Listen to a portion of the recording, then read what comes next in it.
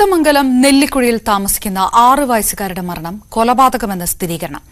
UP സ്വദേശി അജാസ് ഖാന്റെ മകൾ മുസ്കാനെ രാവിലെയാണ് മരിച്ച നിലയിൽ കണ്ടെത്തിയത്. കുട്ടിയെ ശ്വാസം മുട്ടിച്ച് കൊലപ്പെടുത്തിയതാണെന്ന് പോസ്റ്റ്മോർട്ടത്തിൽ തെളിഞ്ഞു.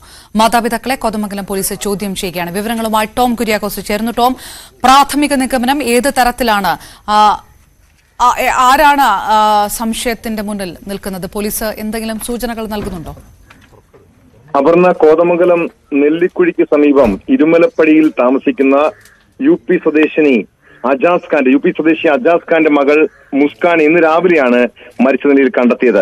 രാത്രി ഭക്ഷണം കഴിച്ച് ഉറങ്ങാൻ കിടന്ന കുട്ടി രാവിലെ എഴുന്നേറ്റതിൽ പരിശോധിച്ചപ്പോൾ ജീവൻ ഉണ്ടായിരുന്നില്ലെന്നുമാണ് കുട്ടിയുടെ മാതാപിതാക്കൾ പറഞ്ഞത്. അതായത് കഴിഞ്ഞ രാത്രി അജാസ് ഖാനും ഭാര്യയും ഒരു മുറിയിലും മരിച്ച കുട്ടിയും ഇളയ കുട്ടിയും മറ്റൊരു മുറിയിലുമായിരുന്നു ഉറങ്ങാൻ കിടന്നത്. രാവിലെ എഴുന്നേറ്റ് നോക്കുമ്പോൾ കുട്ടിക്ക് ജീവൻ ഉണ്ടായിരുന്നില്ല എന്നാണ് പിതാവ് അജാസ് ഖാൻ നാട്ടുകാരോടൊക്കെ പറഞ്ഞത്. പിന്നാലെ പഞ്ചായത്ത് മെമ്പറെ വിവരം അറിയിച്ചു. പഞ്ചായത്ത് മെമ്പർ അറിയിച്ചതിനെ തുടർന്ന് പോലീസ് സ്ഥലത്തെത്തി പരിശോധന നടത്തി. കോതമംഗലം പോലീസും ഫോറൻസിക് വിദഗ്ധരും സ്ഥലത്ത് പരിശോധിച്ച ശേഷം ഇൻക്വസ്റ്റ് നടപടികൾ പൂർത്തിയാക്കി മൃതദേഹം പോസ്റ്റ്മോർട്ടത്തിനായി കളമശ്ശേരി മെഡിക്കൽ കോളേജിലേക്ക് കൊണ്ടുപോവുകയായിരുന്നു. ഈ പോസ്റ്റ്മോർട്ടം റിപ്പോർട്ടിലാണ് കുട്ടിയെ ശ്വാസം മുട്ടിച്ച് കൊലപ്പെടുത്തിയതാണെന്ന് വ്യക്തമായത്. സംഭവത്തിന് ശേഷം കസ്റ്റഡിയിലെടുത്ത മാതാപിതാക്കളെ കോതമംഗലം പോലീസ് ചോദ്യം ചെയ്യുകയാണ്. തുടക്കത്തിൽ തന്നെ പോലീസിന് ചില സംശയങ്ങൾ ഉണ്ടായിരുന്നു. കാരണം ഈ മാതാപിതാക്കളുടെ മൊഴികളിൽ വൈരുദ്ധ്യമുണ്ടായിരുന്നു.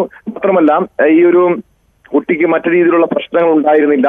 മറ്റു വീട്ടിനകത്തേക്ക് മറ്റാരും കയറാനുള്ള സാധ്യതകൾ വളരെ കുറവായിരുന്നു എന്ന് പറയുന്നു. ഇതേ തുടർന്നാണ് പോലീസിന് സംശയം തോന്നുകയും പോസ്റ്റ്മോർട്ടത്തിലേക്ക് മൃതദേഹം പോസ്റ്റ്മോർട്ടത്തിന് അയക്കുകയും ചെയ്തത്. നിലവിൽ ഈ മാതാപിതാക്കൾ ഇപ്പോഴും ചോദ്യം ചെയ്തുകൊണ്ടിരിക്കുന്നു. അവരെ കേന്ദ്രീകരിച്ച് തന്നെയാണ് പോലീസിന്റെ അന്വേഷണം നീങ്ങുന്നത്. ഇതോടൊപ്പം മറ്റു പല സാധ്യതകളും, വീട്ടിലേക്ക് ആരെങ്കിലും അതിക്രമിച്ച് കടന്നിട്ടുണ്ടോ, മറ്റു പല സാധ്യതകളും പോലീസ് പരിശോധിക്കുന്നുണ്ട്. ടോം കുര്യാക്കോസ് വിവരങ്ങൾ നൽകിയത്.